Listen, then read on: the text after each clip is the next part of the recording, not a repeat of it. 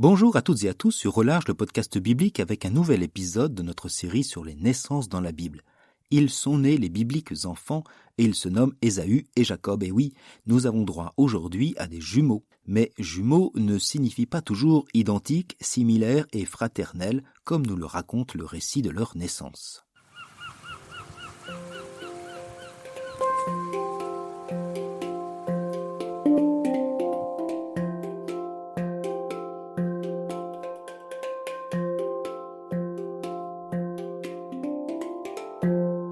Avec Ésaü et Jacob, nous sommes dans le livre de la Genèse au chapitre 25. Et l'histoire se situe juste après la généalogie d'Ismaël, le demi-frère d'Isaac.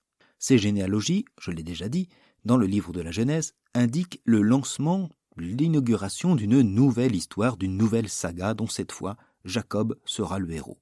Soulignons que Jacob est un patriarche des plus importants, sinon le plus important, puisqu'il est le père des 12 tribus d'Israël, Israël étant justement l'autre nom de Jacob. Bref, c'est l'ancêtre de la nation juive. Et comme nous le verrons, l'histoire de ce patriarche se confond justement avec l'histoire des fils d'Israël.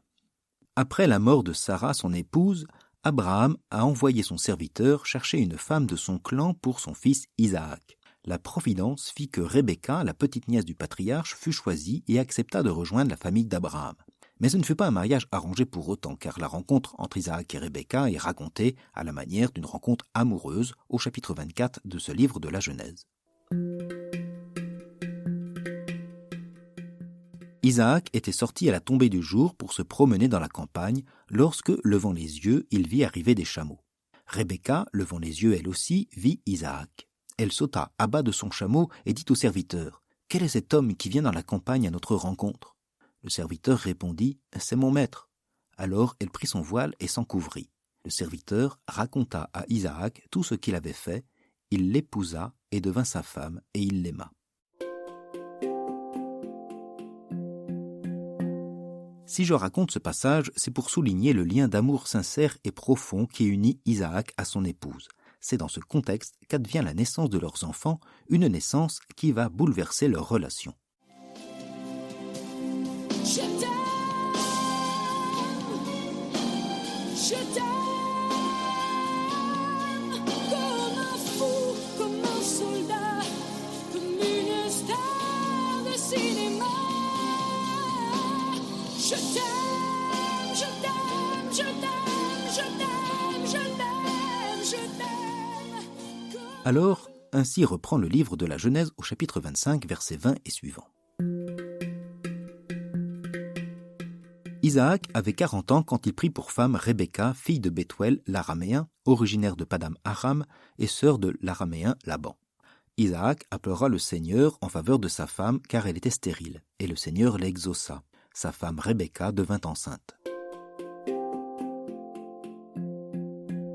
Alors, on l'entend, on retrouve le schéma habituel, un couple sans enfant à cause d'une infécondité, l'intervention divine suivie d'une conception. Mais on voit bien que le récit est plus que concis, 2 versets seulement. Pas d'ange ni autre manifestation divine. Le récit ainsi dépouillé souligne surtout la prière d'Isaac qui prie non pas pour sa propre progéniture et descendance que pour son épouse.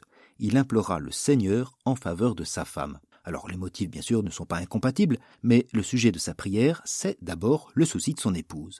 La stérilité de cette dernière est bien invoquée, mais c'est surtout son origine araméenne qui est soulignée par 3 fois. Le récit insiste ainsi pour dire que Rebecca est la fille de Bethuel l'araméen, originaire de Padam Aram et sœur de Laban l'araméen. On l'a compris, c'est une manière de souligner l'origine étrangère de Rebecca, un élément sensible à l'époque de la rédaction où un courant religieux dénonçait les mariages mixtes. Une épouse païenne introduisant une culture et surtout un culte idolâtre dans la maison juive.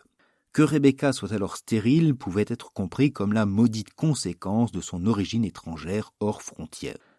Ici, le récit, tout en soulignant l'identité araméenne de Rebecca, montre justement combien le Seigneur accorde toute sa faveur à celle-ci grâce à la prière de son époux.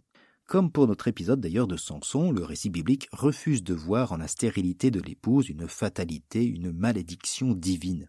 Dieu, d'ailleurs, ici, accorde bien plus qu'un enfant à Rebecca, car voici qu'elle va concevoir 2 fils, signe d'une grande bénédiction divine. Mais là encore, le récit se poursuit par un rebondissement. Comme ses fils se heurtaient dans son sein, elle dit « Pourquoi faut-il que cela se passe ainsi pour moi ?» Et elle alla consulter le Seigneur. Le Seigneur lui dit « 2 nations sont dans ton ventre, 2 peuples différents sortiront de tes entrailles. L'un sera plus fort que l'autre et l'aîné servira le cadet. » Bien évidemment, Rebecca ignore qu'elle porte en elle 2 enfants. Sa grossesse difficile l'oblige à consulter le Seigneur qui lui révèle le destin de ses enfants. Les heurts in utero annoncent déjà les conflits entre les 2 nations. Nous voilà avertis d'ailleurs. Les enfants représentent symboliquement 2 peuples. Alors, j'ai déjà parlé de ces ancêtres éponymes dans notre épisode 102 avec Ammon et Moab. Et nous voici donc encore en présence de 2 autres peuples que seront Édom, représenté par Ésaü, et Israël, représenté par Jacob. Le Seigneur annonce donc ici non pas seulement l'origine commune d'Édom et Israël, mais aussi leur conflit, la supériorité de l'un, le plus petit, sur l'autre, comme va le laisser entendre la suite de notre récit. Quand arriva le jour où elle devait enfanter, voici qu'il y avait des jumeaux dans son ventre. Le premier qui était sorti était roux, tout couvert de poils comme d'une fourrure. On lui donna le nom d'Ésaü. Après quoi sortit son frère, la main agrippée au talon d'Ésaü. On lui donna le nom de Jacob, c'est-à-dire il talonne.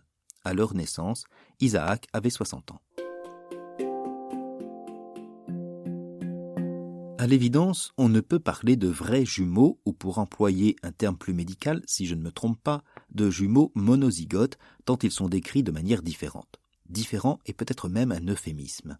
Heureusement, la naissance, et on a été averti, est symbolique. L'aîné est roux et velu comme un manteau de poils. La description est peu avantageuse pour ce premier-né. Alors c'est ici un peu le même principe que pour Moab et Ammon, les ennemis héréditaires d'Israël. Je vous renvoie à l'épisode 102. À son ennemi, on donne une naissance peu glorieuse. Et ici, le texte hébreu joue avec les mots. Il est roux, ce qui se dit admoni, qui vient du mot Adom, signifiant rouge, un mot proche d'Édom, Ésaü étant le père des Édomites. Il est aussi couvert de poils, en hébreu Séhar, un mot voisin de Séhir, une montagne d'Édom.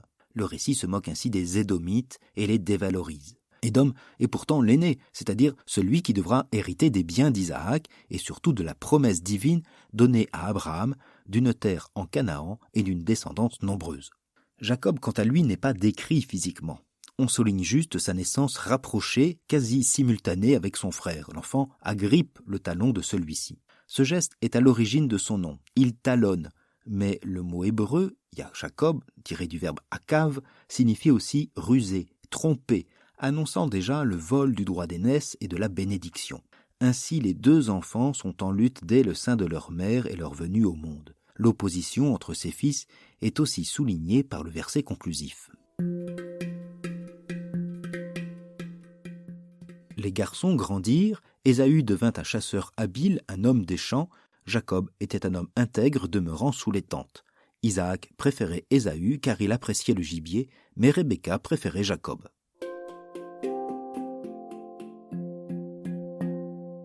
Les 2 fils sont opposés. L'un est nomade au champ, l'autre sédentaire sous la tente. L'un est chasseur habile, l'autre est qualifié d'intègre, lui conférant des dispositions plus intellectuelles que manuelles. Le récit décrit maintenant une famille non plus unie, mais disposée en 2 clans. D'un côté Isaac et Ésaü, et de l'autre Rebecca et Jacob. En raison de la description rustre d'Ésaü, tout dispose le lecteur à préférer Jacob. Mais, en fin de compte, et l'histoire va le montrer par la suite, le voleur de la bénédiction, le voleur du droit d'aînesse, le voleur de l'héritage, on pourrait dire, celui qui va ruser, en contradiction avec les règles immuables, ancestrales et domestiques, eh bien ce sera Jacob qui devra fuir le clan familial. Le récit de la naissance de Jacob et d'Ésaü souligne donc cet antagonisme des peuples que le mépris, le mensonge et la ruse transforment en haine et en lutte violente. Avec notre récit, la naissance d'Ésaü et de Jacob pourrait confirmer que cette situation est de l'ordre d'une fatalité naturelle. Or, la suite des aventures de Jacob va montrer combien l'action divine vise non pas la division, mais œuvre à la réconciliation. Grâce au Seigneur, les conflits fraternels laisseront place, après maintes aventures, à la paix entre Jacob et Ésaü, c'est-à-dire à la paix entre 2 peuples. Mais ça, c'est déjà une autre histoire. Et comme le dit le psaume 132, oui, il est bon, il est doux pour des frères de vivre ensemble et d'être unis. On dirait un baume précieux, un parfum sur la tête qui descend sur la barbe d'Aaron. Alors, amis barbus ou imberbes, je vous salue fraternellement et je vous dis à très bientôt sur ce podcast pour une nouvelle naissance biblique.